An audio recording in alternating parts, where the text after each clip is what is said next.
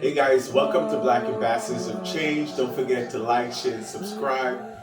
This week we are back with financial advice. I know we took a break, we did the politics, we did the social issues, but we're back to the bread and butter of what this site was meant to be.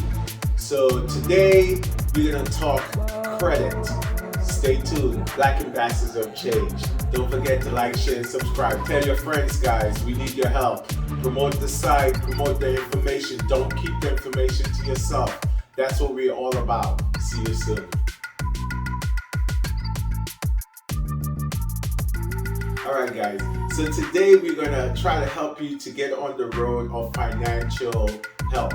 So we're going to try to get you to understand your credit report, understand how it impacts your life, help you to pull your credit report, identify information, identify derogatory information, and begin to eliminate those derogatory information on your credit report.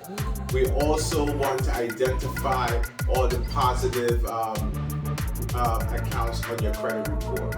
So we're going to go through those things today, and we're going to go through it step by step. We have a great video on a young lady that's very well versed. She's a certified credit report counselor. She has done this for hundreds of people, help people buy homes, help people clean up their credit.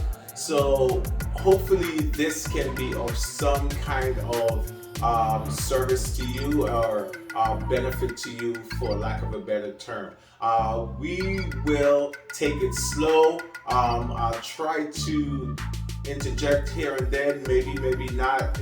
Let's just see how the video goes. But today should be the day to get you on the road to financial health. All right, guys, take a look. If you're looking to buy a house, if you're looking to buy a car, or if you're just looking to get out of all the credit card debt so your life can be back on track. My name is Shonda Martin. I am a board certified credit specialist. I specialize in helping you repair or rebuild your own personal credit. I have been in the industry for years, and I have helped over 10,000 people repair their credits. I'm talking coming from 400s to 700s. I've helped over 500 people gain home ownership personally. So I literally specialize in helping you improve your credit profile. It's a passion of mine. And I do own a credit repair company. I do not accept clients right now. I am a certified credit educator, which is what I'm doing today, educating you on how to repair your credit exactly how a professional would. Literally exactly how I help my clients repair their credit, or other companies who I have trained to do the same thing. So that's what I'll be teaching you today, on how to repair your own credit. It's school at this point. Also, if you're on TikTok or Instagram, you may want to migrate over to the Facebook page, which is Road to 750 LLC, because I do have a presentation that goes along with this, and you'll be able to see it. Let me just pin it to the top of the. That's the only thing that I forgot, to pin it to the top of the Facebook page, because we did end that last stream, and it's right here. Look at God. As soon as I logged in on Facebook, it's right here. All right. All right, guys. So we finna get started. Now this is the real thing. We getting started for real. Okay. All right. We good. All right. So how to repair your own credit. Most people overcomplicate this process, and my whole goal and job is to teach you how to do it in the most simple or simplest way possible, right? Yes, I am live on YouTube. Yes.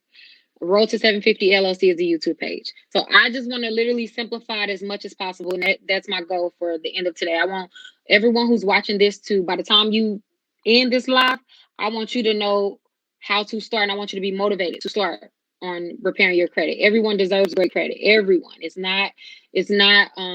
Well, good credit should be, it's necessary. So everyone deserves it. So be ready to, get this information. And I'm about to start right now, actually. So how to repair your own credit.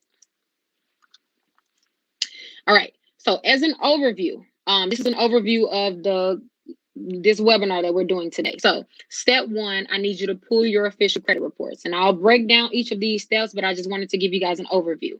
Pull your official credit reports. Step two, eliminate personal information. Step three, identify open positive accounts. Step four, identify derogatory accounts. And then step five, begin disputing with the credit bureaus. Now, that was just an overview of the course. I will go in great detail on what to do every step. So step one, I told you to pull your official reports. You get your official credit reports at annualcreditreport.com. Everyone is entitled to a free copy of their credit reports once a year. And actually, right now, you can get a free copy every single week up until April 2021. So you have about another month to take advantage of the free credit reports every week. You can request all three of your big three reports: TransUnion, Equifax, and Experian. Absolutely free. You just need to verify your identity, right? So before we begin, and before you begin your credit repair process, I have 5 rules that I need you to be absolutely clear and understand. Rule number 1 is do not dispute any accounts online. That rule is rule number 1 for a reason, because that is the most important rule of this whole entire process. If you have already disputed accounts online, there's nothing you can do about it at this point except to continue going, and I'll get into how to dispute properly. But if you've already done it, don't let that stop you. It's okay. It's workable. I don't want you to, but if you did it, the past is the past. At this point, all you can do is move forward. Rule number 2 is always dispute accounts via USPS mail. They only accept USPS mail. You can't FedEx or anything to them. Well, you can, but they're known to not accept those. So just send it USPS mail. You do not have to send anything certified except one particular letter, and I'll point that out when we get to that point. Always send a copy of your ID with each dispute. And when I say each dispute, I'm talking each envelope, like literally each envelope. Because the bureaus will be quick, like they look for a reason to not actually place your items into investigation. And if they see that you have not verified your identity, then all they're going to do is send you a letter telling you that they couldn't open your disputes because X, Y, and Z, and it's usually because of your identity. Now, along with the copy of your ID, if the address on your ID is not your current address and the return, and like the address that you use for the return mail, then you need to send a copy of proof of residency with the address that you want them to send that letter back to, right? So if your ID is not current, just send another form of proof of residency, which is a bank statement, a check stub, a utility bill, anything, and they all have to be within the last 30 days. That's very important. That's very important, guys. So rule number 4 is always to be consistent and follow up during your credit repair process. I want you to know that most likely you're going to get a few auto verifications. Auto verifications means that the credit bureaus just verified an item without actually doing a full investigation. This happens a lot. You should expect it. If you go in already expecting this, then you won't be so bewildered when you come back and they say an item was verified. Just because they say an item is verified does not mean it is actually verified. Does everyone understand that point? Right? And then the last rule is to be patient. Be patient. You will not be able to repair your credit in 30 days. It will not happen, not 30 days, not 60 days, and not 90 days. You have to be consistent amongst this journey, and you have to be patient. Patient and consistencies will take you a long way. Even when you hire a company, there is no magic company, myself or any other company out there. We can't rush anything. We fall into the same queue as you when you send your disputes. It's nothing different. You have to be patient. The bureaus in right now, you have to be patient more than ever because of COVID. The bureaus were reduced to a fraction of their staff.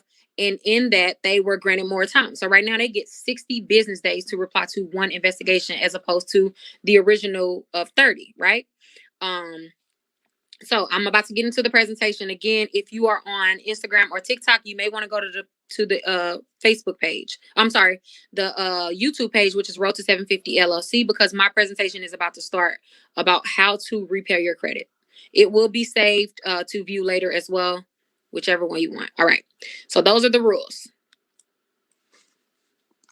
Okay. So the credit bureau addresses. So I'm gonna start off by giving you guys the addresses to the credit bureaus who you are supposed to mail, and I'll name them out loud if you are not viewing the screen. So Equifax address is PO Box 740256. Again, that is PO Box 740246, Atlanta, Georgia 30374 0256. This is on YouTube, Road to 750 LLC. Again, I'm gonna repeat. Equifax address is PO Box 740256, Atlanta, Georgia 30374 0256. Experian's dispute address is PO Box 4500, PO Box 4500, Allen, Texas 75013. That is the address to Experian that you need to mail all of your disputes to. The address for TransUnion is PO Box 2000, PO Box 2000, Chester, Philadelphia 19016, or Pennsylvania. It's not Philadelphia. It's Pennsylvania. Chester, PA 19016. I'm cracking up because I really don't know which one. All right. So yeah, that's the thank you for writing the address in there. You guys are the GOAT. All right. So the first section that you are going to want to pay attention to when you pull your credit reports, you're going to see at the top of every credit report, no matter which company that you pull, whether it's TransUnion, Equifax, or Experian, you're going to have something that's called the personal information section. In this personal information section, you will see all the names that has ever been reported on you, all of the addresses that has ever been associated with you or any accounts that you've opened, all of the phone numbers, all of the employers, and if you have co-applicants or a spouse. All of this information can be found in the personal information section of your credit report. It is very vital that you start your dispute process with disputing and minimizing this information. The reason being is because the information that's included in the personal information section of your credit profile is used to verify your debts. So to make you understand, whenever a collection agency sends a debt from you to the credit bureaus, before they place it on your report, they have to make sure that it has 3 matching points. Those matching points are either your first initial, your last name, or the zip code, right? So the information that's included in the personal information section is literally used to verify your debt. And then going further, it's used to verify your debt in the sense of if you dispute something, they're first going to see what information that account is reporting versus the information that's included in the personal information section of your credit profile, right? So it is your best bet to minimize this section drastically. I recommend you to have one address in this section, one full name, 2 names if you're like recently married and most of your account still has your maiden name, 1 phone number, and 1 employer. The only time I want you to report 2 employers is if you've recently switched jobs. When lenders actually they judge you off the personal information section of your credit profile as well, which is another reason why you want to clean it up. The reason being is because if you are a person and you have different names on your credit profile that's outside of your name, like my name is Shonda Martin. Let's say I have Rashonda Morton or something like that. They can look at that and say they can basically judge you and say this person has been filling out applications and they're trying to use a different name, right? Because this information comes from all of the applications that you ever fill out. They're going to turn in that information that you reported on the application. I'm talking from your employer, from your number, from the address that you use. They're reporting that to the credit bureaus. All of your current creditors that you pay monthly, they report the billing address that you use. They report your phone number. They report all of your identifying information that's on that account to the credit bureaus. And that's how your personal information section is made up, which is why you usually have so many names, so many addresses, so many phone numbers, so many employers, because they get this information directly from your creditors, right? So clean it up. And also if you have multiple employers, like I've seen reports that has 10 to 20 employers on there. Lenders look at that and say, this person appears to be unstable. Nothing scares a lender more than them feeling like a consumer is not stable. When you have so many employers on your credit profile, it looks like you just switch jobs frequently, or if you have so many addresses, it looks like you move frequently. And all of that can be indicators of you not being a stable person in the eyes of the lender, which is why you should want to clean up this personal information section. It will also make your disputing process easier as well, right? So again, limit the personal information section down to one address, one full name, two if you've been recently married, one phone number, one employer, two if you recently switched careers or jobs, right? Right? So I see a lot of questions asking, how do you challenge the personal information section of your credit profile, or how do I minimize this section, right? And if you are on YouTube or Facebook, you will see that I have a letter on the screen that you can use. If you're on TikTok or Instagram, you guys will not be able, you know what, I can switch it around. I'll have to do it one by one though. So here is an example of a personal information letter. And I'll show you guys in a second. Screenshot this. And this is the exact letter that you can use to clean up your personal information section of your credit profile. You send this letter and make sure you always include a copy of your ID and a copy of proof of residency, meaning a utility bill within the last 30 days, a bank statement, a check stub, car insurance, anything that has your address on it and your name, of course. And you send this to the 3 credit bureaus, the big 3.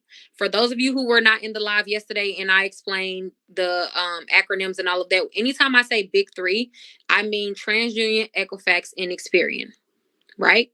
So when I say big 3, it's the credit bureaus. You send this personal information letter to the credit bureaus. All right, so let me show you guys on Instagram. I wish you guys just go to YouTube though, because it'll be easier. It'll be easier, I promise. Let me here is the personal information letter. Give me one moment, TikTok. And yes, if you guys are on TikTok, you guys can go to my go to my Facebook. Go to my YouTube page and type in Road to 750 LLC, and you'll be able to see the screen that I'm talking about. Do you guys got it? If you have the DIY kit, you have these letters already. All right. I ain't gonna be able to keep doing that every time, though. I ain't gonna lie to you. All right. So I've explained the reason why you should clean up the personal information section of your credit profile. And I've also given you the letter that you can send. In addition to this letter, you are able to dispute personal information over the phone, right? Keep in mind, remember I said don't dispute personal information. Don't dispute any accounts online or over the phone. You can dispute personal information over the phone. So you can, I like to send this letter, and what won't be removed, what's not removed as a result of this letter, I like to double back and call the bureaus and say, hey, I sent the letter outlining my address and all of that.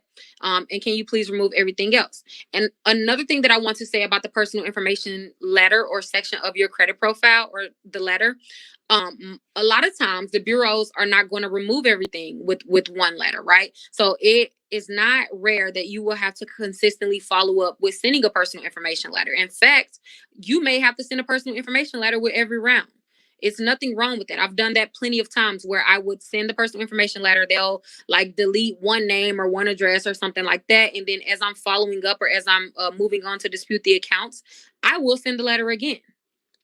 When you guys send the personal information letter, I personally recommend that you send it at least a week in advance of you disputing any accounts.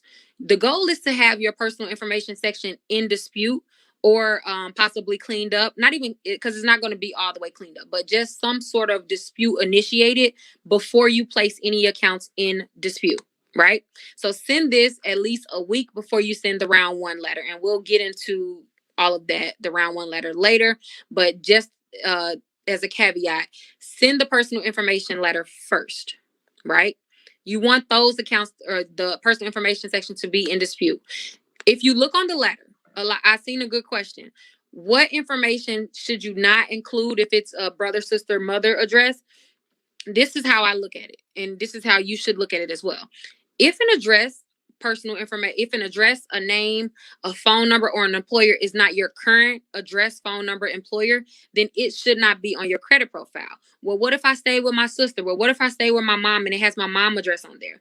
That is not your address, right? Like, so it doesn't have to be reported on your your personal information section. It doesn't have to be reported on your credit profile, right? So clean up everything other than your most current, your most recent address, name, employer, phone number, all of that. Clean it up, right? Who cares if that really was your old address? That doesn't matter. If it's not your current address, then you do not want it on your credit report, right? All right. So I've given you the letter for personal information. The next is step 2, identify all of the positive accounts that you have on your credit report, right? So at the very first slide, I told you guys to download your credit reports free from annualcreditreport.com. This presentation will be based on, of course, you having your credit report. Having Credit Karma or any online app is no substitution for having your actual report, because a lot of times, even if you have the MyFICO app, Experian app, which are the perfect apps, except you want to have your full credit report, because you're going to see that there's going to be a lot more information on your actual credit report, in terms of especially the personal information section. Online, they never report all of the addresses that you have. Even if they report like 10 online, you probably got like 15 really in reality. So you want to make a habit of getting your full credit report, And the only way to get your full credit report is to go to annualcreditreport.com. annualcreditreport.com. It is free. You have to verify your identity, and you'll be able to download it right away if you can verify your identity, right? So step 2, like I said, after you identify what personal information that you want to delete, you need to identify if you have positive accounts, right? A positive reporting accounts are accounts that report monthly and are open. Is that clear? You need positive reporting accounts. If you had positive accounts in the past, and maybe it was your car loan that you've paid off and it's now closed, you need positive reporting accounts. Reporting means active, open, right? Something that reports every 30 days to the credit bureaus, right? So I have a perfect profile that is conducive to rebuilding. You've probably seen this 1,000 times from me, because I'm always encouraging you guys to make sure that your profile mirrors this profile. It's tried and true. I'm talking thousands of people has mirrored this profile, and you will see an increase in your score or the health of your credit profile if you do this, right? So my perfect rebuilding profile that I recommend to everyone is at least 2 credit cards, right? At least 1 short-term installment, at least 1 long-term installment, and a reported credit utilization under 10%. So I'll break these down as well. If you were in the live yesterday, if you were in part 1, I broke down why having a credit card is so important. So I'm not going to get into that today. If you want to go back to part 1, you may do so on YouTube or in the Facebook group.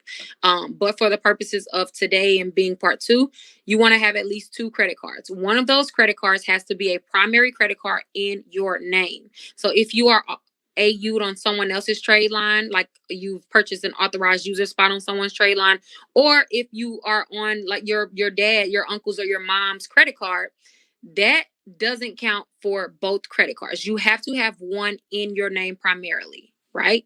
There's no substitution for having a primary trade line in your name. None. You can have 10 AU accounts, but if you don't have one primary trade line in your name, then you are not properly building your credit profile, and you still will be denied for things. Despite how high your score appears, lenders want to see a positive reporting account in your name, a revolving account, right?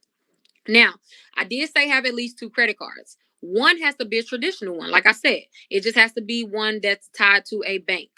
So not when I say one is a traditional one, don't have 2 store cards. Like, don't have 2 Old Navy cards or only one Victoria's Secret and an Old Navy card. You have to have at least one traditional card, right? The second one can definitely be any store card you choose. That's your preference. Or it can be an AG Jewelers account, or it can be a My Jewelers Club account. The second one is fine, as long as, like I said, you have at least one traditional credit card that is in your name. right? um at least one short-term installment. What do I mean by short-term installment? An installment loan that is has a term length of under 24 months. So if you have a self lender, if you have a kickoff, if you have a credit strong, if you have a pledge loan through your bank, all of those will count as a short-term installment. Any loan under 24 months, right? In addition to having that one short-term installment, you want to have at least one long-term installment. A long-term installment is a loan over 24 months. So if you have a car note, if you have student loans, those count as a long-term installment loan. And there are a plethora of other types of installments that you can have that would have a long-term over 24 months, including if you have a home improvement loan. Like any loan that you have that has a long term over 24 months is considered a long-term loan, right? And then a reported credit utilization under 10%. And again, I went heavy into discussing the importance of credit cards yesterday, so I won't break that whole thing down. But I will say that if you are new to the credit world, you may have seen where people say, just keep your credit utilization under 30%. Well, that is not conducive to actually repairing or rebuilding your credit profile. That keeps your score stagnant. So you want to report a utilization under 10% every month. Every month. I tell people, if your scores are not above 700, then you don't have the wiggle room or the leeway to report a utilization over 10%. And I know that sounds a little harsh, but it's the absolute truth. And you will see when you practice the notion of reporting a utilization under 10%, your scores will increase drastically, because utilization means so much to your credit profile. And again, I don't want to get into that because I did that yesterday.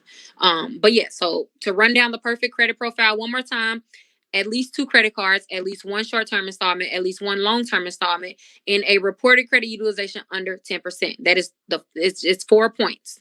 And it's really easy to mirror it. So try your best to get as close to that preferred profile as you can. If you have more than 2 credit cards, then you're doing fine. Again, I said at least 2. Because one credit card, you just going to be looked at as like an amateur. One credit card is really amateur in terms of like your credit profile and your credit experience. So you want to have at least 2. If you have more than 2, perfect. If you have more than 2 installment loans, perfect. I'm just saying my recommendation is at least. It's the minimum that you should have: at least 2 credit cards, at least one short-term installment, at least one long-term installment, and a reported utilization under 10%, right? So moving on, credit cards. Here is just a list of credit cards that you can get for people with, if your scores are under 500, you may want to try a Capital One secure card, an Open Sky, an Indigo card, a Credit Builder card, a Discover secure card. If your scores are over 520, you usually will qualify for a Capital One unsecured card or even some of the lower end Discover cards. If your scores are 600 plus, of course you have more options to open. Barclays card, your local credit union cards, Capital One Quicksilver, great cards for 700 plus. You pretty much can qualify for all of the traditional cards, but Citi cards, American Express, Chase, Capital One Venture, all of those, Barclays as well. Cushion accounts. So cushion accounts are very important in my opinion. I feel like everyone should have a cushion account. A cushion account, for those of you who are new to the credit world or new to my group, a cushion account is an account that is tied to a large credit limit that is there, that the main purpose of that account is so that it can report to your credit profile and keep your utilization low. Because when you are starting off to repair your credit or even rebuilding your credit, you usually will not have access to high limit credit cards. So the credit cards that you usually have access to are like 200 secure cards or 200 unsecured cards, or maybe like a $500 card. I've even seen people with like $1,000 limit card, right? The problem with that is, while that's great, it's really easy to run up that card. It's really easy to have a high utilization reporting with a credit card that has a low credit limit. Again, you guys know my rule is the 10%. So let's say if someone has a $200 secure card, 10% of that is only $20. So if they report a balance over $20, then really they're placing themselves at a disadvantage in terms of their credit profile and their credit score, right? So to basically help with that, or if you are a person who are struggling with high utilization right now and it's holding your score down, what you can do is get a cushion account, right? So these are 3 cushion accounts that are pretty much automatic approval. It's AG Jewelers, it's My Jewelers Club, and it's New Coast Direct. AG Jewelers will automatically approve you for a $10,000 limit. My Jewelers Club will automatically approve you for a $5,000 limit. New Coast Direct also will approve you for a $5,000 limit. But to give you guys a little more information about these accounts, because I don't want to get misconstrued, when I say 10,000 limit, 5,000 limit, 5,000 limit, it is only exclusively used for their online store, right? The purpose of these cards are to, again, cushion your account to lower your utilization. I'm not recommending these accounts so that you can just ball out and spend. You won't find anything that you like on their website anyway. You may find one or two things, but majority of the things on their site is trash and it's overpriced. But the point is to have it reporting to the credit bureaus. Who cares what they sell? After the first initial purchase, I haven't shopped at neither one of these cushion accounts, right? And it costs $150. So what has to happen is you have to make a purchase for $100, and or you have to make a purchase for $100 and pay their $49 starting fee, and then they will automatically approve you for the limits that I just said, right? And you can go to their website. It's AG Jewelers, My Jewelers Club, or New Coast Direct. AG Jewelers gives you 10,000, My Jewelers Club gives you 5,000, and New Coast Direct gives you 5,000. You can get all three if you want, and that's $20,000 in limits. Or you can just do one by one. It's depending on you, whichever one you prefer. But I do think that everyone should have at least one, me personally, because again, it just keeps your utilization low. If you are struggling with high utilization and you're only able to make the minimum payment, try to get a cushion account so that you can lower your utilization and buy yourself more time to pay down your limits. Because paying the minimum payment, we all know that you're literally just going to be paying for years to get your utilization down. So instead of having your credit score affected by that, get a cushion account so that in the meantime, while you are paying back, you are you are lowering your utilization, which anytime you lower your utilization, you raise your credit score, right? So again, those are the credit cards. So moving along. Derogatory accounts. So the next thing that you're going to want to do is identify all of the derogatory accounts that is on your credit report. I get this question all the time. How do I determine or identify a derogatory account? It's really easy. Any account that says that it's included in, any account that says that it is in collection is a derogatory account. Any account that says that it's charged off, that is a derogatory account. Accounts that include multiple late payments. So usually my rule of thumb is if it has a 90+ day late payment, then you may want to get that disputed and get it deleted off your credit profile. There are exceptions to the rule if it's an account that you've had years, like if it's like your oldest trade line or something, then that 3 late payments is not going to kill you. But if it's an account that it's not really a good account, you haven't had it for that long, and you have a plethora of late payments on it, then you need to be trying to challenge that account. Right? Judgments. Obviously, a judgment is a derogatory account, or a bankruptcy, of course, that is considered a derogatory item on your credit profile. You need to dispute. My rule of thumb is to dispute all of the derogatory accounts, right? So I'll get into that in one second. But yeah, so that's how you identify derogatory accounts. All of the points that I just named, if it's a collection, if it's charged off, if it has multiple late payments, if it's a judgment, or if it's a bankruptcy, that means that it is a derogatory account and it is affecting your credit profile. And the only way to deal with a derogatory account is to get it removed off your credit profile. And we will discuss that in just a second. Yesterday, I went over how just paying a collection does not improve your score. So stop just running to pay a collection thinking that you are improving your credit profile. It's not how it works. It's not how it's calculated. When we are talking about a FICO score, because the thing is, if you have Credit Karma and you've ever paid a collection, they may make you believe that it is actually raising your credit score, and it's not. When we're talking about FICO 8, calculated into the scoring model is you do not get any extra points for paying a collection. Whenever the second a collection touches your credit profile, it has done the damage that it's going to do, right? The only way to undo that damage is to get it deleted off your credit profile. Even if you pay down the full balance, you will not undo that damage because the balance on your collection doesn't matter. Whether you have a $10,000 collection, whether you have a $200 collection, or a $0 collection, which is a collection that has been paid, it still will affect you the same if it's reporting on your credit profile. Lenders don't see the balance on your collection account. They only see how many collection accounts you have. So whether a collection has, again, a $2,000 balance or a $0 balance, it's still a collection, right? So I just needed to say that. Stop just paying these collections thinking that you're improving your credit. Do not pay anything unless the creditor has properly validated the account, right? So moving on, debt validation. All right, so this is where we start the actual dispute process. Well, we started it already when we said that personal information, but this is where we start the dispute process in terms of collection accounts, right? So let me introduce you guys, if you're not familiar with the debt validation period. It's called the Dunning period. So if I say Dunning period or debt validation period, they mean the same thing. All right. So for those of you who do not know, when a debt collector calls you or they send you a letter in the mail, those annoying letters or those annoying calls that we get. I want you to know that the FDCPA, which is I'm getting tongue tied. The FDCPA, the Fair Debt Collectors Practice Act. Sorry, I get them mixed up. Fair Debt Collectors Practice Act, right? It says that within 5 days of initial contact, meaning that if a debt collector calls you, they have 5 days to send you a debt validation letter, a validation of debt letter. And what that is and what that looks like, I'm sure we've all seen them before. It is the letter that they send in the mail that says, we have ownership of this account. The original creditor is this. The amount you owe is this. How do you want to pay it? Sometimes they'll give you payment arrangements. Sometimes they'll give you a settlement. That doesn't matter. The point is that is a validation of debt letter, and they have to send you that within 5 days of first contact, right? So what you don't realize is the second that that item is delivered to your address, the timer starts ticking. You have 30 days.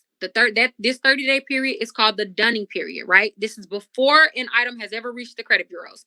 This is literally when they first contact you, right? Most people don't realize that you are in your Dunning period as soon as they send you that letter. And the best thing to do is to not ignore the letter. The best thing to do is to respond with a debt validation letter, right? If you respond with the debt validation letter, the FDCPA states that the the collection agency cannot send that item to the credit bureaus until they have properly validated this debt. The reason why this is so important, because 30 to 40% of debt collectors will not be able to validate the debt, right? If you don't know anything about how debt is purchased, they literally purchase thousands of debt at the same time on a spreadsheet. Like they don't care about anything other than the account having a balance on it, them having your name, and a way to contact you, whether that's your phone number or your address, right? So they don't have any contracts or anything, right? Most of the time. So when you ask them to validate a debt, if they cannot properly validate the debt, then they cannot legally collect on the debt, right? So when you send this debt validation letter, you are literally freezing time, or not freezing time, but you are forcing them to validate the debt before they can send it to the bureaus. Because if you do not respond in this period, then they're going to just send it to the credit bureaus, and then you're going to have another collection on your credit profile. When you respond during this Dunning period, you one, buy yourself more time, but two, you force them to validate it, because they can't ignore your debt validation letter and then go ahead and send it to the credit bureaus either. That is against the FDCPA. You can literally file a complaint on them, and you can sue them for that as well. That is a direct violation of the FDCPA, right? So again, to be clear, I'm talking about before an item reaches the credit bureaus. Soon as they send you that annoying letter, or soon as they begin calling you, you need to first do not talk to debt collectors over the phone, right? They are trained to get you to validate your own debt. If they can get you to agree to a payment agreement, that you're validating your debt. If they, how sometimes they'll say, can you just pay $1 today, and then we'll see what you can pay on Friday when you get paid. Can you pay $5 today, and we'll see what you can pay next month? What you don't realize is the second that they get you to pay even a penny on this account, you have validated your own debt. Anytime you pay off a collection, you have validated. In the eyes of the law, it states that a payment equals validation. So if you challenge a paid collection or try to challenge it after the fact, they do not have to respond to you, nor do they have to validate the debt, because when you paid it, you have agreed that everything on this account is validated. It's correct. The balance, the way that it's reported, everything, right? So again, always request, if they call you, say, please only communicate with me via written mail or via mail. Just let them know that you do not wish to verbally communicate with them. You wish for them to send you anything that they need to send you, any communication, in the mail. You have 100% rights to request that, and make sure you do. Do not go back and forth trying to talk to them over the phone. They are literally trained to get you to validate your debt when you don't even realize it. it gets so crazy because I don't they still do this, I'm sure, but I know it was really popular at one point. Like for let's say you went to a hospital, they will call you and they will say, hey, we just was calling to see how the service was at this hospital, like basically acting like they were doing a survey, right? And then a consumer will say, yeah, it was fine, I received good services, etc. What you don't realize is you just validated your own debt. You just told them that yes, that this is you were at the hospital, etc., etc., right? So do not talk to them over the phone. Always say, please communicate with me via written communication only. That, like, do not talk, don't go back and forth with them over the phone or nothing. But again, respond with a debt validation letter. When you send anything, keep listen. If you don't take away nothing, I need you to take away this. When you send anything directly to the collection agencies, not the credit bureaus, when you send anything directly to the collection agencies, never, never sign your name. I never sign my name on anything, by the way, even with the credit bureaus. Never sign your name. Don't do your signature. You can type your name or you can print your name, preferably type. Never sign your name. And then another thing is, when you are communicating with the collection agencies, do not send your ID. I want to make that very clear. Do not send your ID. Because guess what? Now you've given them more information on you. The burden of proof is on them. The burden of proof is on them. If they just like when they call you and say, hey, can you verify your address? Can you verify your social? Can you verify your name and stuff like that? Do not verify anything. That is their job. They can't legally collect on this debt if they don't have this information. So when they ask you that, you answer, you are doing their job for them. You are doing their job for them. Something as little as verifying your address. Because they may have not had your correct address. That's the thing, which is why they call you first, to be honest. They call you first because usually they're not sure if the address is correct. So they want to make sure the address is correct, because how are they going to send a debt validation letter if the address is not correct, right? And they have to send that by law. So again, when they start questioning you about your identity, when they start questioning you about your identity or anything, make sure that you are not answering them. And if they ask you your address, send it to the address on file. That's what I say. We will send you a letter. We just want to verify your address. Send it to the address you have on file. Because how are you collecting on this debt if you don't have my correct address? Right? Again, the burden of proof is on them. Stop doing their jobs for them, right? So many people say, well, what is a debt validation letter? You can write one yourself, or I have an example of one. If you're viewing this by the presentation, here is a debt validation letter. If you have my DIY credit repair kit, it's included in there. But if you do not have the kit, here is a debt validation letter. A debt validation letter, I'm just going to read it for those of you who can't view the screen. It says, Dear debt collector, I'm responding to your contact about a debt you are trying to collect. You contacted me by phone or mail and identified this alleged debt. Please supply the information below so that I have all of the information. And the information that you're requesting from them is the name and address of the creditor whom the debt is currently owed. So they have to identify the original creditor for the debt to be validated. If this debt started with a different creditor, provide the name and the address of the original creditor, the account number used by that creditor, and the amount owed to that creditor at the time it was transferred. I want to stop right there. You notice that I requested that they identify the original account number from the original creditor. The reason being is because most of y'all don't realize the account numbers that a collection agency gives you, sometimes they have to assign those account numbers by themselves because they don't have the original account number, right?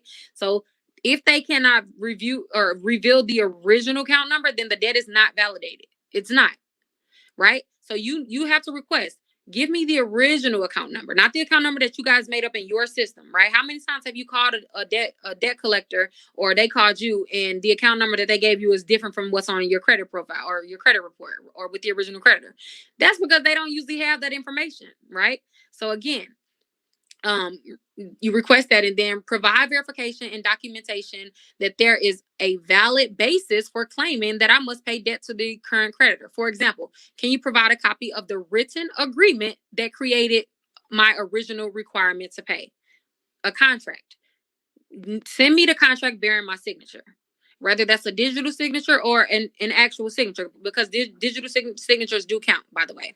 And then the last thing is, if you are asking that I pay a debt that somebody else is or was required to pay, identify that person. So that one is real player.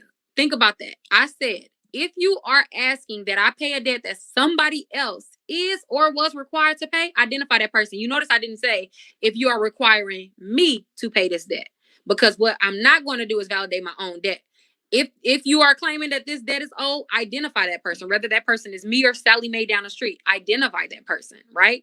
I'm not going to tell you that it's my debt. So you need to identify this person. Whoever you are claiming owes this debt, you're identifying this person. And keep in mind, I also didn't say that this is not my debt, because you guys know that you never should dispute the ownership of the account if it's your account. That's just a really amateur way of disputing your debts, and it's not going to get you far. It's really easy for the credit bureaus or creditors to prove that an account belongs to you nowadays. So don't dispute the ownership of the account, right? So never say this account is not mine. I have no knowledge of this account. No. Identify the person that you are requiring to pay this account, right? That's the simplest way to say it. The amount and age of the debt, including a copy of the last billing statement sent to me by the original creditor. I want to stop there. If you've ever disputed an account, you probably have received the bill in the mail. And a lot of people will take that as validation and stop disputing. What you realize is that's one point to the dispute, but they also still have to provide this other information. So if they just send you a bill, that is not validation, but they will send you the bill because they want it to deter you. They want you to think that it's actually proper validation, and it's not. You can continue to fight if they only send you a bill. And I'll show you guys the letter on TikTok. Let me show you.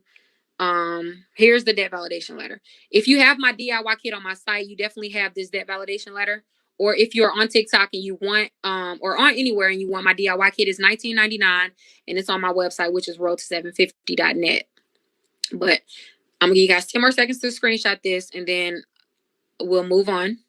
And if you're on YouTube, you can just screenshot. By the way, if you guys are on TikTok or Instagram, if you go to YouTube, you'll be able to see the presentation in which I'm talking about and not just hear me. But if you find staying there if you want to. All right, TikTok. Yeah, I got it. So that is a debt validation letter. Everyone should keep a debt validation letter in your records or whatever, because you never know when you will get a validation of debt letter from a collection agency. You never know. How to switch this. All right, here it is, Instagram. 1 second, y'all. Do not send ID with the debt validation letter. Do not send ID with a debt validation letter. Here it is. I'm trying to hold it steady. All right, so I'm going to continue on in just a second. All right. Okay. All right, so that is the debt validation letter. This is challenging a debt before it reaches the bureaus. Keep in mind, we haven't gotten to disputing the accounts with the bureau, like disputing your collections and stuff like that. Hold on. This is before it reaches the credit bureaus, right? This is for collections that is not on your credit report as of yet. My YouTube channel is Road to 750 LLC. Road to 750 LLC. I'm live right now on there, and you'll be able to see the presentation. Yes, the kit. I'm giving you guys the leeway on do it, but the kit is $19.99. It's at road750.net. But you can go screenshot these letters and it's the same thing. But anyways, back to what I was saying. So this is a debt validation letter, right? What happens after the debt validation letter? Where do you go from here, right? So here is an example of a debt validation letter follow-up.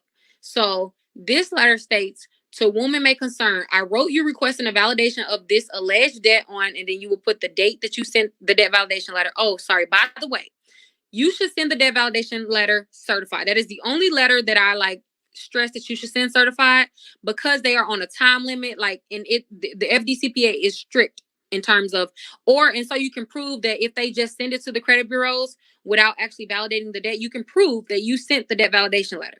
So this is the only letter that I would personally recommend you guys to send certified. Every other letter you can send regular mail, literally put a stamp on it and go.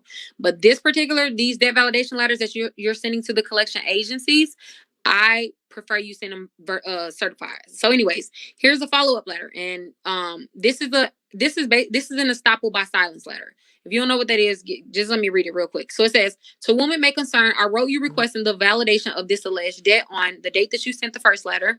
As of today, I have not heard, because you need to send this after it's been 60 days, because they get 60 days now. But anyways, as of today, I have not heard back from you. It has been 60 days. You have failed to supply the demanded proof of the alleged debt. I want to note that under doctrine of estoppel by silence, Engelhardt versus Gravins, I can presume that no proof of the already alleged debt, nor therefore any such debt in fact exists. This is just as a, you know what, I ain't even finna get into that TikTok video, but this is what he was putting in the Credit Karma thing, and why I explained to you that it doesn't make sense, because I don't got to get into that. Anyways, in a good faith effort to resolve this matter, you know what? I'll just show you guys the letter, because this, me reading it, I know it ain't like y'all typing it. So here is a debt validation follow-up letter. Hold on, my camera is dirty. That's probably why I was blurry. All right. Here is part 2. Now, what's cut? Why it looks like this is because I cut off the top where it just has your name, your address, and their name and their address, because I needed to fit all of this on the screen. So screenshot this. This is a follow-up letter. You should not send this until you have not received validation of your debt or a response from the collection agencies within 60 days. Really, you should send it after 30, and I just still be like, it's been 60. But yeah. Y'all got it? And then I need to show it to Instagram real quick. How do you send certified? You have to actually walk in your letters to the post office, and the clerk at the front desk, let them know that you want to send it certified. Here is the follow-up letter. How do you switch this? Okay. Here it is. So yes, the debt validation letters, the only letters that I say that you guys should send certified personally. Let me get him about 10 more seconds to screenshot it. Yes, certified. Sending certified is a receipt of you know, you'll be able to have tracking number on it and all. All right, so we're gonna move on. So for those of you who are joining, this is just for everyone, so that no one is confused. I want you guys to stay with me the whole time. So far, what we have done is identified the personal information or disputed the personal information, right? We've sent that personal information letter. We have identified the accounts that are hurting you, and we've identified the accounts that are helping you. Right now, we're doing the debt validation letter, which is addressing collections before they reach the credit bureaus, before they're reporting on your credit profile. This is it's called the dunning period, where you can actually challenge the debt directly with the debt collectors and force them to validate the debt before they can send it to the bureaus. If they ignore you, then you have just won yourself a lottery ticket to get an item automatically deleted, because they cannot do that, right? Okay, so I'm move on. So that was the debt validation letters, the first one, and then the follow-up, right? And you send them certified. Do not send your ID or do not send your signature. Okay, so the next thing is now you can start disputing your derogatory accounts, guys. And we've already identified what derogatory accounts is. How do you know if an account is derogatory? We've already identified that, right? So now you can begin to dispute the derogatory accounts. This is my rule of thumb, my personal rule of thumb. Everyone may not agree with it. Me personally, every derogatory account should be disputed. I shouldn't say that, because I do have a few exceptions to the rule, in terms of like, if it's a repo, I really wouldn't recommend you dispute it within 2 years. If it's LMVN, they're just known to sue. Midland Funding is known to sue. So those are like my top 3 where it's like exceptions. But other than that, you need to be disputing every single derogatory account on your credit profile, right? Yes, everything that I'm saying is out of my kit, my DIY credit repair kit, which has more letters that I'm showing today, but it's $19.99 on my site, roadto750.net.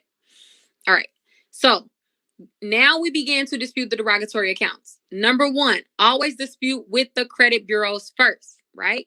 So the debt validation letter does not count, because those have not even touched the credit bureaus. I'm talking about anything that is already reporting on your credit report, like any collections or any charge off or any account, any derogatory accounts that are currently reporting to the credit bureaus. Always dispute with the credit bureaus first. That's important, because the FCRA states that if you ever want to take this legal, you have to show that you've went through the proper chain of command, and you have to go to the bureaus first. That's important. Again, the debt validation letter does not count, because that was not reporting on your credit report. I'm talking about items that are on your credit report right now. I see a lot of times where some specialists will say dispute directly with the creditor first. That is a big no, guys. You are already placing yourself at a disadvantage. You must follow the proper chain of command. Just how we want them, just like we want to ensure that our rights are not being violated under the FCRA and the credit bureaus are following what they're supposed to, you got to make sure that you're on point as well. If you want to be taken seriously, if you want to be able to properly dispute accounts, and if you ever have to take it to the next level, like filing a CFPB report and all of that, you will have to ensure that you're following the proper chain of command as well. Just like you want them to follow the laws, you need to abide by the laws as well. You trying to skip and all of that, it's not going to help you in the end. So don't try to skip. There's no skipping. Literally, it's none. So anyways, make sure you always dispute with the credit bureaus first, right? Never dispute online. Someone just said, what's the best site to dispute? There's no best site to dispute because you need to dispute via mail. I went over the online disputing thing. I don't want to get into that now, but never disputing online, ever. Do not dispute online, whether it's Credit Karma, whether it's directly to the site. Never dispute online. But anyways, number 2 is never choose a specific dispute reason first. Start by requesting a general reinvestigation. So this is so funny that you literally just asked what site do you dispute on, because actually I forgot I did include this in this slide. So the number 2 is never choose a specific dispute reason. If you dispute online, anything that you dispute online, they force you to choose a dispute reason, right? So this is one of the many reasons why I say never dispute online. I don't want to go through all of them, but one of the biggest reasons is because they force you to choose a dispute reason. What you don't realize is you're already placing yourself at a disadvantage with your dispute, because when they force you to choose a dispute reason, you are one, doing their job for them, because again, as I keep saying, the burden of proof is never on you as a consumer, whether this is your account, whether it wasn't. The burden of proof is not on you. And to be very clear, you are not disputing the ownership of the account. So yes, for the person who asks, if it is your account, should you still dispute it? 1000%, because just because it's your account doesn't mean that all of the information included or that's being reported is actually validated or verified information. It doesn't matter. So dispute every derogatory item. I can't make that clear enough. If the account is not yours, you shouldn't even be doing this whole dispute process. You should have been filling out an identity theft report and doing it that proper way. This is for accounts that are yours, but they are reporting as collection or charged off or whatever on your credit report. Right? We're not disputing the ownership of the account. That is, again, a very amateur way of disputing. It won't get you far. I can assure you that way will not get you far. Right? So anyways, then rule number 3 was never dispute online. Ever. Don't ever dispute online.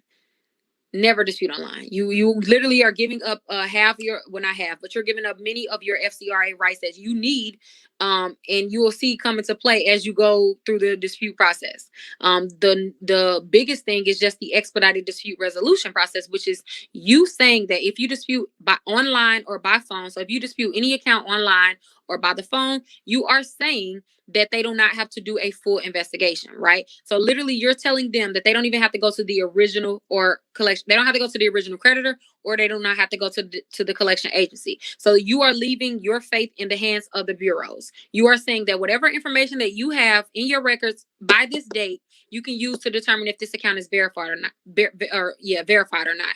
And let me explain to you why that places you at a disadvantage. Remember when I was telling you guys at the beginning of this presentation that the way the credit bureaus verify your information is based on the information included in your personal information section. They are not even required to match your social security number for a verification. Long as something has your first initial, your last name, and your zip code, technically they can say that it's verified, right? So again, when you dispute online, you're telling them that they don't have to go to the original creditor. They don't have to request the information that I was just talking about. They can instead just match your personal information. And if the bureaus think that it belongs to you, then it's verified. But that goes against what I'm saying, because remember I said we are not disputing the ownership of the account, right? So anytime you dispute using, I can only speak for my letter. So anytime you're disputing using any of my letters and you get a reply from the credit bureau stating we verify that this account belongs to you, then you should very well be following up, because first of all, I did not say that the account didn't belong to me. That already shows me that you've already you've already miscoded my disputes. That means that you have put down that I was disputing the ownership of the account, and I was not doing that. That means that you didn't do a full investigation. You only used what was in your records to determine if the account was verified or not, right? That's the easiest way to tell if they miscoded your dispute. And that's what happens when you dispute online. Have you ever noticed when you are disputing online, they may have, like, let's say we're going to say like 10 to 15 options or dispute reasons that you can choose. At least 7 of those is going to be you disputing the ownership of the account, but they'll put it in different forms. Like, they'll say it in different ways. Like, they'll say, I have no knowledge of this account. Or then they'll say, this account is not mine. Or then they'll say, I've never heard of this account. Like, they literally will say the same thing 7 different ways because they really want you to dispute the ownership of the account, because that is the easiest dispute when it comes to the bureaus. That's the easiest thing that they can verify. They know that they don't have to do much looking or anything when you dispute the ownership of the account. So they want to basically lead you to choosing a dispute reason that will outline that you are denying the ownership of the account, which is again why you should not dispute online. You should not, right? Always dispute via mail so that you can ensure that you are not waiving any of your FCRA rights. And then another thing that happens when you dispute online. I know I said I wasn't going to get into why I don't like online disputing, but I see that there's a lot of people who just didn't know. So we may as well why everyone is here. So another reason why you should not dispute online is because the FCRA also states that you waive the right for, one, a reinvestigation, and then you waive the right to challenge an investigation, right? So this is very important, because if you know anything about credit repairing, and even if you do not know much about credit repairing, I'm here to tell you, as a board certified credit specialist who literally have went thousands of rounds with the credit bureaus, they're almost always going to auto verify something, right? They auto verify things because they know, let's say 100 consumers dispute an item. If they verify 100 of them, they know 50 people ain't gonna return and follow up, right? They know that most people think that as soon as they say an item was verified, they think that they actually disputed the account. I mean, they actually investigated the account, and there's nothing else that they can do about it. I would even argue that even more than 50 people wouldn't respond. Probably 70% of people who initialize a dispute are not going to follow up. Most people say, "Oh, this account was verified, so I guess I don't know what I'm doing," or "I need to hire a company," or "Maybe I didn't dispute it correctly," and they just give up. Right? That happens. I see it every day. They just give up. But even when you hire a professional company, you got to know that we go rounds with the bureaus as well. There's nothing we can do special that you can't. Like, we literally have to go back and forth with the credit bureaus as well. So when you dispute online, you waive that right. You can't even question their method of verification. That is disputing 101. Your first initial follow-up should always be asking them for their method of verification. 611 FCRA states that a consumer has the right to, one, dispute any item on their credit report, any information on their credit report, right? So back to online disputing, you notice that they don't let you dispute your personal information nor increase. Like, if you go to Credit Karma, they don't let you dispute either of those. What you don't realize is you have a right to dispute that information too, right? They want to keep control of your personal information because, again, that's what they use to verify your debt. Is it all making sense? How is the dots connecting of how they work? So anyways, you can't even question their method of verification. And when an item reappears, they don't even have to warn you.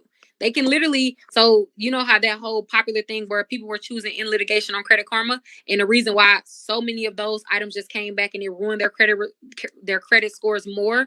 That's because when you do online dispute and you agree to the EDR, which is the expedited dispute process, or the expedited dispute resolution, you are saying that they don't have to mail you and warn you before an item reaches your credit profile again.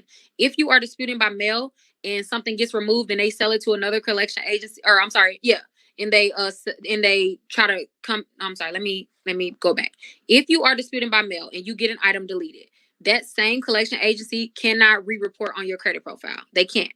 They have to sell it to another collection agency in order for them to re-report the same, collection agency, right? And in that process, they would already have to contact you via mail, give you that 30 days done in period. And if you settle the account after it's been disputed, you don't even have to worry about them reselling it.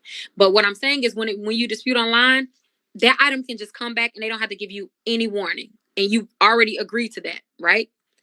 So I say all that to say, just do not dispute online. That's not real disputing. It's not going to get you far. Whatever is not deleted, even when items are deleted, it's usually a soft deletion, which comes back. I talked too fast. My bad. So anyways, back to what I was saying. What is a round one reinvestigation letter? So your round one letter, like I said, needs to go directly to the bureaus. This is the easiest letter that you're ever going to send. It's literally you just using 1681I of the FCRA and using your ability to right to dispute any account. So here, my Bureau reinvestigation letter is simple. It literally says, recently, I looked at a copy of my credit report and noticed several incorrect accounts. I feel that these accounts are adversely affecting my credit report and costing me thousands of dollars in interest every year. It is my understanding that you will investigate these items for me to ensure accuracy. And then I put, here are the items that I'm asking you to verify as accurate. On this letter, I included 4 slots. I want you to know, if you have more than 4 derogatory accounts, you literally can put them on here as well. Just, of course, just put 5, 6, 7, 8, or whatever. Put the account name and put the account number. You are only going to be given a partial account number when you pull your credit profile or your credit reports. The partial account number is fine. Just use that. But anyways, you can place. Well, I want you to place all of your derogatory accounts into dispute. All of them, whether they're yours or not. Place all of your derogatory accounts into investigation. And let me show you guys. My bad, I'll be forgetting that I gotta show you guys. If you're on YouTube, you guys can just screenshot this, or if you're in a group, you can screenshot this. Here is an example of a Bureau reinvestigation letter. This is a first round letter. It's called a round 1 letter. Let me get them a chance to screenshot. Can y'all see that? This is also in my DIY kit as well. Every letter that I give you plus a bucket, plus way more is in my DIY kit. All right, so let me show Instagram. All right, here is the Bureau reinvestigation letter. And all of these letters I'm giving you, you do not have to handwrite. All you have to do is literally fill in your information in the slots given.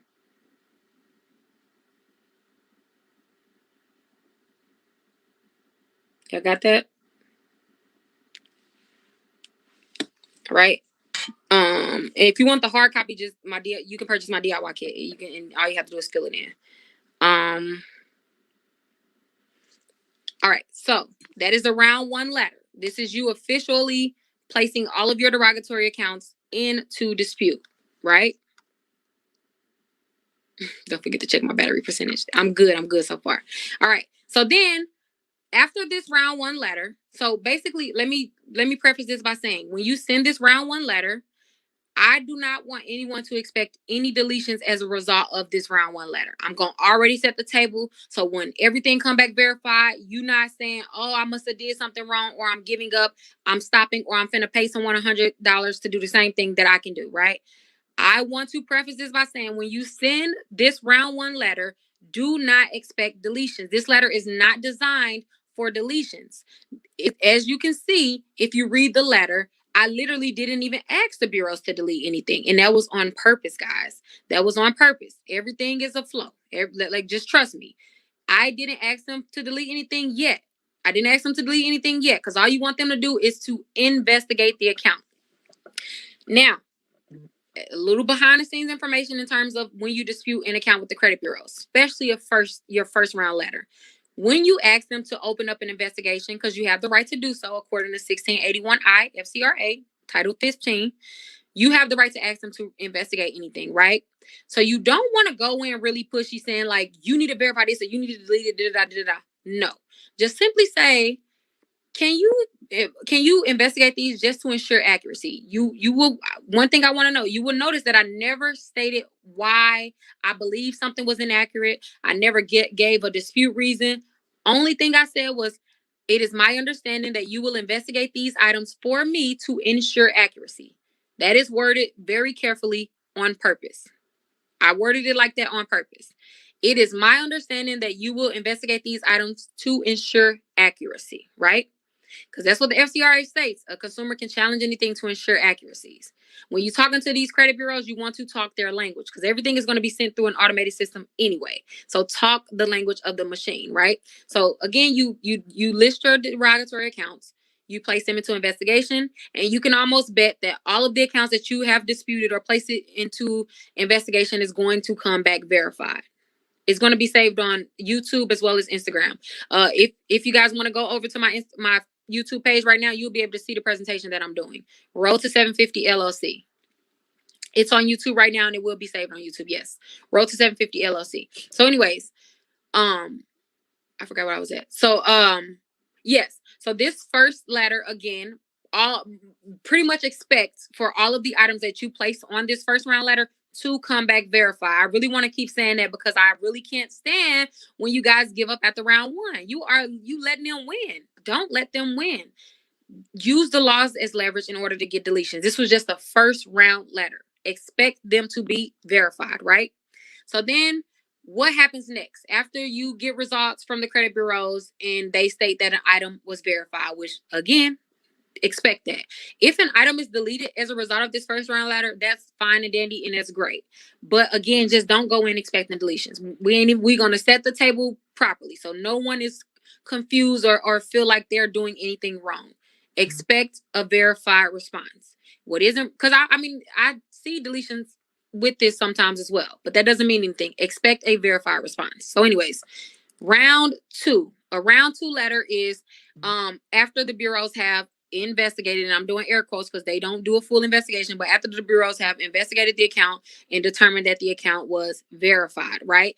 What you also can not expect is them to actually send you things other than, they usually like the first round, if they even send you anything the first round, they'll send like a bill or something. They'll send like something real light, but they never really validate the entire account properly. Or whatever, right? So here is an example of my second round letter. And again, you can notice this letter is really straight to the point, but I did briefly cite a law because the first letter, you'll notice that I didn't cite any laws. And that was on purpose because when you initialize the dispute, you want to sound like what I always call a confused consumer. Like, go in real innocent. Like, don't mention the laws. Don't try to go in sounding like a lawyer. Do not do that. Like, literally just sound like, okay, can you investigate these? And again, I want to keep reminding you guys, I never asked for a deletion up until this point. We're at round two. I didn't even ask them to delete anything. I just asked them to investigate it because, from my understanding, that is my right for the FCRA, right? Again, we're going to use the laws as leverage to get items deleted. Everything is in this order for a reason. So here is round two letter, the follow-up. It's called the follow-up letter. This is in my DIY kit. All of these letters are in my DIY kit. But anyways, this is the follow-up letter. To give you a little background, like I said, we're going to assume everything came back verified. And this is you following up on a verified response from the bureaus. So on this letter, you need to make sure that you list every account that you listed on the first one that was not deleted. So if maybe, let's say you listed 10 accounts and 2 were deleted, the 8 that were not deleted, you need to put on this account. Also, what I want to warn you guys against, let's say you had another collection account appear on your report in the time where you're disputing this account, like something else just popped up. Do not think that you can include that new account on this follow-up. You absolutely must only follow up on the accounts that you disputed on the letter one. That is so important. A lot of times I see people mess up and try to include more accounts or something like that. No, this is a follow-up to your initial investigation request. Do not add anything that wasn't on your initial letter. That is very important. So anyway, this is a round two letter. It literally states, I am in disagreement with these items listed below, which still appear on my credit report, even after your investigation. I would like these items immediately re-investigated. These inaccuracies are highly injurious to my credit rating. And then you list the accounts. I like to list them in the same order. Personally, I want you to list them in the same order that you listed the first ones on. If some were deleted, of course, you just don't include the deleted items. But try to list them as close to the order that you had. Me personally, I make a habit of that because you have to realize these items are going through a computer. They've already ordered them in their system anyway, so you want to speak that computer's language. Speak eOscar language. Period. Right? So anyways, the second paragraph says, furthermore, in accordance to the Fair Credit Reporting Act, Public Law 91-506, Title 15, Section 611, I don't even got to read all that. Please provide the names and business addresses of each individual with whom you verified the above so that I may follow up. So again, to give you a little background, the first letter I said sound like a confused consumer. Go in not asking for a deletion, just ask them to place the item into investigation, right? They claim that they investigated this item, right? A full investigation under the FCRA states that they need to contact the original creditor as well as the collection agency, and they need to gather all of the information included with the account, right? So, since you did my investigation, please allow me to know what businesses you contacted, what individuals you contacted, and whoever verified this item. I have a right to know that. You have a right to know that under the FCRA of who verified your item. Because what we are trying to prevent is what I'm sure the bureaus did, just send an auto verification, right? So when you respond with this, and then I'm sorry, let me finish reading it. Please forward me an updated copy of my credit report after you have completed your investigation and corrections. Your cooperation and prompt attention are greatly appreciated, right? So this is just a round two letter. You following up. So TransUnion, since you claim that you did this full investigation, which I'm entitled to rightfully under the FCRA, then you should have no problem with giving me the information that I requested because you did a full investigation. You have to notate this in your system when you communicate with these creditors or original creditors or collection agencies via eOscar. You have to know this information anyway. So please forward me this information because I would like to follow up with them. Right?